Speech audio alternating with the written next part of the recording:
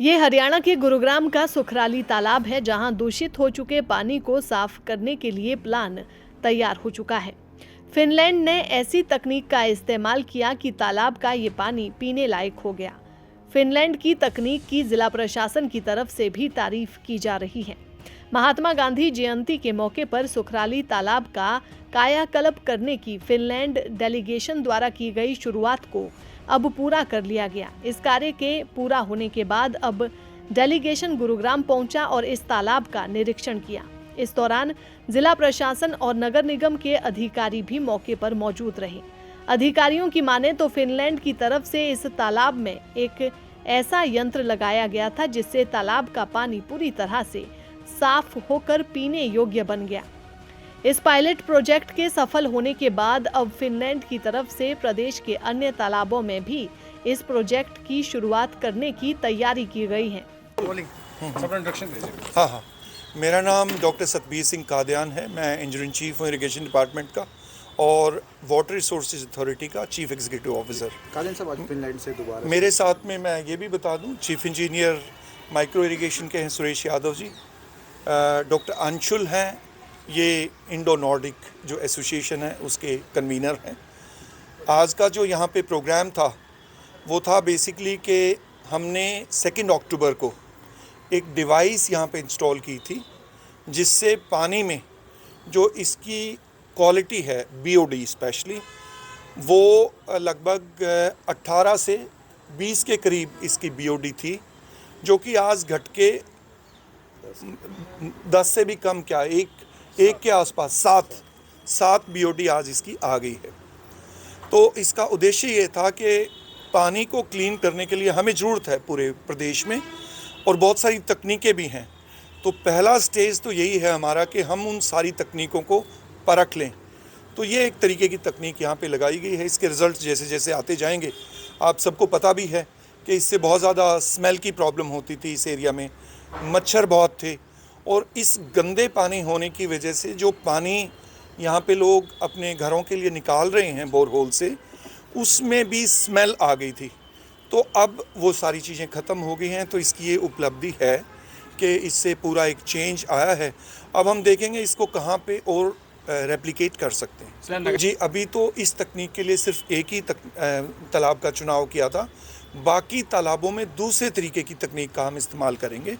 और नगर निगम की आपने बात की, तो इस सारी तकनीक को इंस्टॉल करने के बाद हमने इसको नगर निगम को ही हैंडओवर कर दिया है।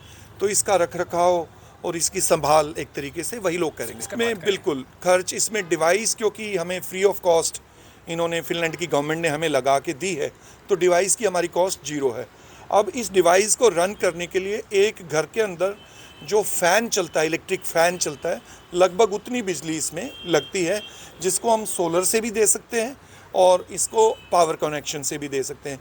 अभी हमने यहाँ पे जो एक किनारे पे इनका जो पब्लिक हेल्थ का बूस्टर स्टेशन था, उसी से हमने बिजली इसके अंदर लगा के उसको चालू किया है। सर, अगर अभी डिवाइस की कॉस्ट पे आप कुछ बता सकेंगे कि डिवाइस की कॉस्ट किस रेंज में रहेगी? क्योंकि डिवाइस इन लोगों ने इंस्टॉल की है, इसकी कॉस्ट हमें नहीं बताई गई है। तो ये तो मुझे लगता है कि जब हम चूज़ करेंगे तकनीक को, उसमें हमारी प्रक्रिया होती है। ऐसा नहीं होता कि हम कहीं पे जाके शॉप में खरीदेंगे, वो तो टेंडरिंग की प्रक्रिया होती है। जो उसमें कॉम्पिटिटिव रेट्स में आएगा हम उसको लेंगे। तो बारे में मुझे नहीं पता है फ्रैंकली स्पीकिंग। फिनलैंड से आई डेलीगेशन के अधिकारियों की माने तो भारत के ग्रामीण इलाकों में पानी के नेचुरल सोर्स तो है, लेकिन उनका पानी हमेशा साफ रहे, इसके लिए सुखराली में पायलट प्रोजेक्ट के तौर पर एक नई पहल की शुरुआत की गई है, जिसके तहत सुखराली गांव के तालाब में एक यंत्र लगाया गया है ताकि गंदे पानी को साफ कर पीने योग्य बनाया जा सके। ट्रायल बेसिस पे इनका पायलट मॉडल था ये कि इनको पॉन्ड को क्लीन करना था। इनकी अपनी टेक्नोलॉजी है जो इनकी खुद की फिनलैंड बेस्ड टेक्नोलॉजी है, तो वो इन्होंने यहाँ एडमिनिस्टर की थी। तो इसको रीजनल किया था, इसका जीर्णोद्धार किया था। तो उसके बाद जब से इन्होंने स्टार्ट किया, टेकअप किया, ये पॉन्ड को डेवलप हमने कर दिया था एमसीजी ने। बाकी डेवलपमेंट के अलावा जो पानी की जो स्थिति थी वो ज़्यादा अच्छी नहीं थी, तो इन्होंने अपनी टेक्नोलॉजी यूज़ करके इस पानी को क्लीन किया है। अब जैसा कि लोगों ने बताया कि अब ये पोर्टेबल है, पीने लायक पानी हो गया है, तो इसके अंदर फिशरीज़ का प्रोजेक्ट लेके आएंगे। फिशरीज़ को लेके हम इसको फिर आगे फिशरीज़ के लिए भी डेवलप तो किसी फिनलैंड की कंपनी, फिनलैंड की गवर्नमेंट ने ही इसको अडॉप्ट किया था ठीक है और उसकी ही बदौलत ये साफ़ हुआ है।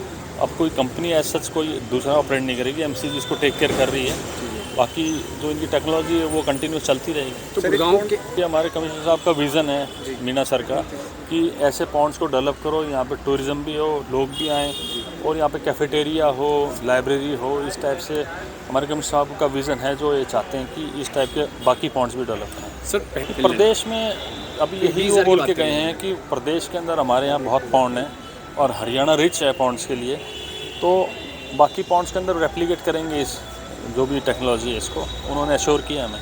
गुड़गांव के नहीं, गुड़गांव में ऐसे उन्होंने नहीं बताया, परंतु उनकी जो भी मतलब नगर निगम प्लानिंग कर रहा है कि हमने 45 पॉन्ड्स को डेवलप कर दिया है, परंतु जो वाटर कंडीशन है या जो इसके अंदर लिंक है, हमारा ड्रेन है, जो हमारी रेन वाटर हार्वेस्टिंग सिस्टम है और बाकी चीज़ें हैं, उनको अलाइन करेंगे इसके लिए हम। पहले ये तालाब लोगों के लिए अभिशाप बनता जा रहा था। इसके कारण आसपास क्षेत्र का भूजल भी बदबूदार और गंदा हो गया था, लेकिन अब ये पानी साफ होने लगा है। अब प्रदेश के अलग अलग क्षेत्र में अलग अलग तकनीक से तालाब के पानी को साफ कर पीने योग्य बनाए जाने पर काम किया जाएगा। दैनिक सवेरा के लिए गुरुग्राम से अनुज पांचाल की रिपोर्ट।